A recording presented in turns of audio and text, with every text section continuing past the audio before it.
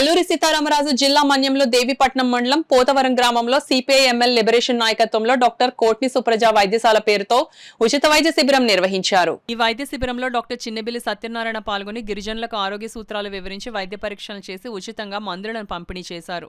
ఈ సందర్భంగా ఆయన మాట్లాడుతూ 75 ఏళ్ల భారత రాజ్యాంగం సంక్షేమ స్థాపనను లక్ష్యంగా ప్రకటించిందని, రాజ్యాంగం 4వ భాగంలో ఆదేశిక సూత్రాల ద్వారా సంక్షేమ రాజ్యాన్ని ఏర్పరచాలని ప్రభుత్వాలను ఆదేశించిందన్నారు.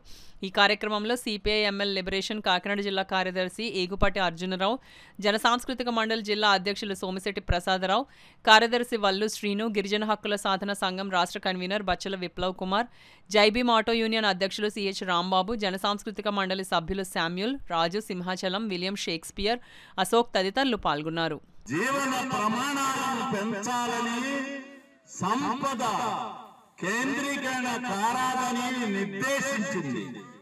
కార్మికులు, మహిళలు మొదలగు వారి శ్రమకు తగిన ఫలితం లభించాలని చెప్పింది. రాజ్యాంగం 21వ నిబంధనలో జీవించే హక్కును సుప్రీంకోర్టు తన తీర్పుల ద్వారా విస్తృతపరిచి ప్రజల సంక్షేమానికి చర్యలు చేపట్టాలని ఆదేశించింది. కానీ 1991లో ఆర్థిక సంస్కరణలు, నయా ఉదారవాద విధానాలు ప్రారంభమైన తరువాత ప్రభుత్వాలు తమ బాధ్యతల నుండి తప్పుకుంటూ కార్పొరేట్, ప్రైవేట్ రంగాల ప్రాధాన్యతను పెంచాయి.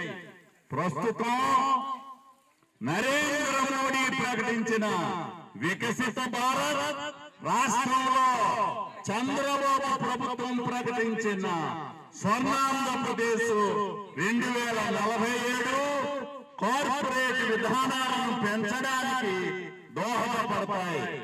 రాజ్యాంగ ఆశయమైన సంక్షేమ రాజ్యం